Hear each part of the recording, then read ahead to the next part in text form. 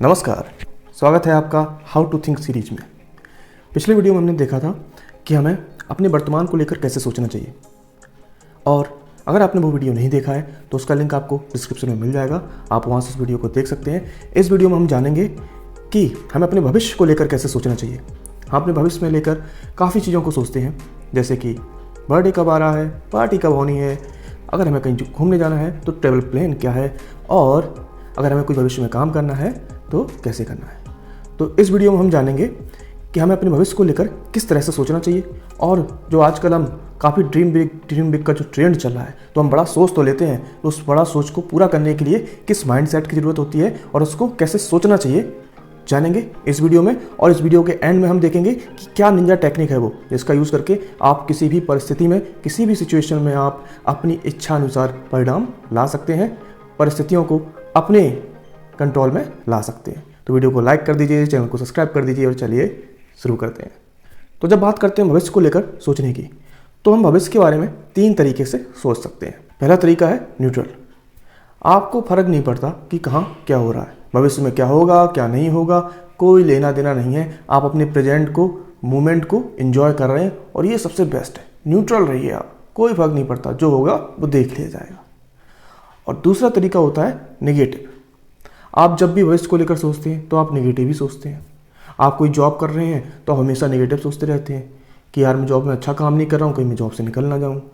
आप स्टूडेंट हैं, आप हमेशा नेगेटिव सोचते रहते हैं कि आपके एग्ज़ाम में अच्छे मार्क्स नहीं आएंगे तो क्या होगा, तो और बहुत सारी चीज़ें ऐसी। अगर आप कोई बिज़नेस कर रहे हैं तो आपने हमेशा नेगेटिव ही सोचना है कि मेरा बिज़नेस बंद ना हो जाए, मेरे पास कस्टमर नहीं आ रहे, मेरा बिज़नेस बंद हो जाएगा, अब क्या होगा।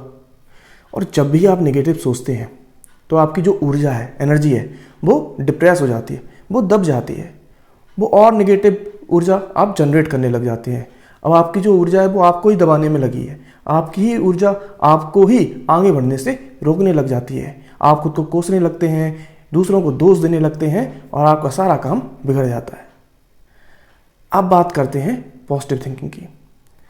अगर आपको सोचना है तो आप हमेशा पॉजिटिवली सोचो। हो सकता है कि आपकी वर्तमान स्थिति ऐसी हो कि आपको कुछ नहीं लगता कि भविष्य में कोई सुधार होने की संभावना है, उसके बाद भी आप पॉजिटिव ही सोचिए।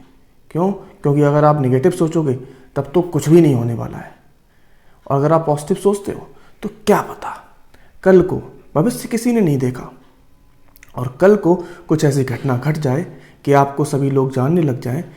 फिर आपको उदाहरण भी एक याद आता होगा इसी बात को लेकर। अगर आपको याद हो रेणु मंडल की बात को, तो उनका कैसा वर्तमान था सबको पता है, लेकिन उनके भविष्य में कितना बदलाव आया ये भी हम सब जानते हैं। तो आप हमेशा अपने भविष्य को लेकर पॉजिटिव रहिए।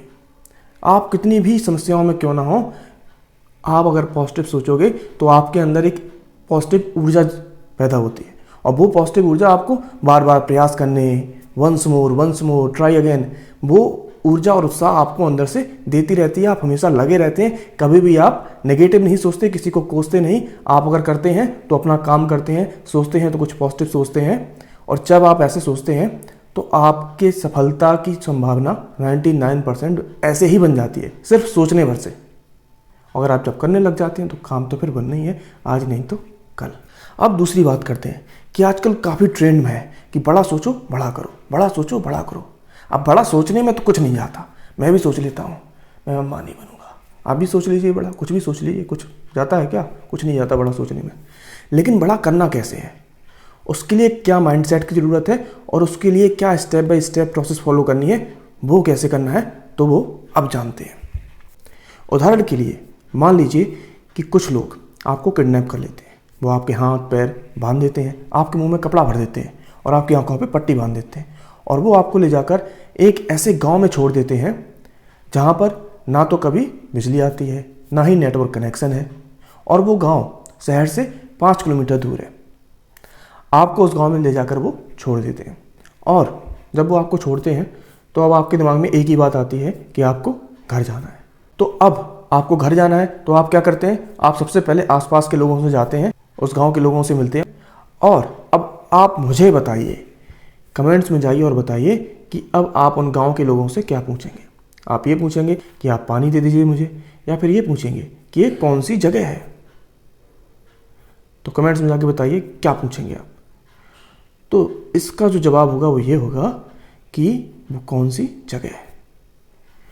सबसे पहले आप यही जाके पूछोगे ये कौन सी जगह है, और वो बताते हैं आपको ये लापतागंज है। जब आपको पता चल जाता है ये कौन सी जगह, फिर आप पूछते हो मुझे अपने घर जाना है, मैं कैसे जाऊं, मुझे अपने घर जाना है, मैं कैसे जाऊं, और अपनी पूरी कहानी बताते हो उनको। तो यहाँ पर जो बात सोचने वाली है वो ये है कि आपने उनसे पहले ये पूछा कि आप कहाँ पर हैं, और फिर दूसरा सवाल आपने पूछा कि आप घर कैसे जा सकते हैं, और फिर वो आपको आपकी सहायता करते हैं, बताते हैं कि हाँ आप इस जगह पे लापतागंज में है, और यहाँ से आपको एक बस मिलेगी जो आपको शहर पहुँचाएगी, और उस शहर से फिर आप अपने घर जा सकते हैं। तो आपको यहाँ पर जो बात समझनी है वो ये है कि आपने पहला क्वेश्चन क्या पूछा कि आप किस जगह पे, और दूसरा कि मैं अपने घर कैसे जाऊँगा। तो यही बात आती है कि जब हम अपने बड़े सपने देखते हैं, बड़े सपने देख लिया, अच्छी बात है, नहीं देखा है तो देखो, लेकिन अब माइंडसेट कैसे रखना है उसके बारे में स्टेप बाय स्टेप कैसे सोचना है। तो पहले आपको क्या सोचना है, पहले आपको ये सोचना है कि आप कहाँ पर हैं। आपको जगह की नाम नहीं बताना है कि आप दिल्ली हैं, लखनऊ में हैं, राजस्थान में। आपको ये सोचना है कि आपकी सामाजिक, मानसिक और आर्थिक स्थिति में आप किस लोकेशन में आप खड़े हैं। एक बार आप ये सोच लेते हैं, उसके बाद फिर आप ये सोचिए कि अब आपका जो सपना है, आपकी वर्तमान स्थिति से आपका जो भविष्य है, वहाँ तक पहुँचने का रास्ता आप कैसे बनाएंगे। तो जब आप इस तरह से सोचोगे तो आप अपने वर्तमान को भविष्य से जोड़ पाओगे। जब अपने वर्तमान को भविष्य से जोड़ पाओगे तभी आप उसके लिए रास्ता बनाना शुरू करोगे। और जब आपका वर्तमान भविष्य से जुड़ चुका है, उसके लिए आपने एक रास्ता बना के तैयार कर लिया है, तो अब आप तैयार हैं अपने सपने को पूरा करने के लिए। अब आपको पता है कि क्या माइंडसेट चाहिए और किस तरह से उसके बारे में सोचना है। तो हमें दो बातें पता चली। पहली चीज़ कि हमें जीवन में कैसे सोचना है, किस तरह से सोचना है। तो 3 ऑप्शन आपके पास हमेशा हैं, पॉजिटिव, नेगेटिव और न्यूट्रल। कभी भी नेगेटिव तो सोचना ही नहीं है। अगर नहीं नेगेटिव नहीं जा रहे तो आप न्यूट्रल हो जाइए, सोचना ही बंद कर दीजिए। अगर आप पॉजिटिव सोचते हैं तो वही आपको हमेशा आगे बढ़ने के लिए प्रेरित करता रहेगा। न्यूट्रल सोचना भी ठीक है, लेकिन उससे आप कभी भी आगे नहीं बढ़ पाएंगे। अपने जो काम करना चाहते हैं भविष्य में वो आप नहीं कर पाएंगे। आप वर्तमान को एंजॉय करेंगे, लेकिन भविष्य में आपके लिए प्रॉब्लम हो सकती है। और दूसरी बात है कि हमने बड़ा सपना तो बहुत देखे हैं कि बड़ा सोचो, लेकिन उसके लिए जो माइंडसेट चाहिए वो है कि पहले आप ये पता करो कि आप वर्तमान में किस लोकेशन में हो, आपकी सामाजिक, मानसिक और आर्थिक स्थिति क्या है अभी। और उसके बाद फिर अपने वर्तमान को भविष्य से जोड़ने के लिए आप रास्ता बनाइए कि आप कैसे, किस तरह से काम करते हुए आप भविष्य में उस काम को कर पाएंगे, उस सफलता को पाएंगे। और जब आप ऐसा करेंगे और इसके लिए काम करेंगे तो आपकी सफलता निश्चित हो जाती है।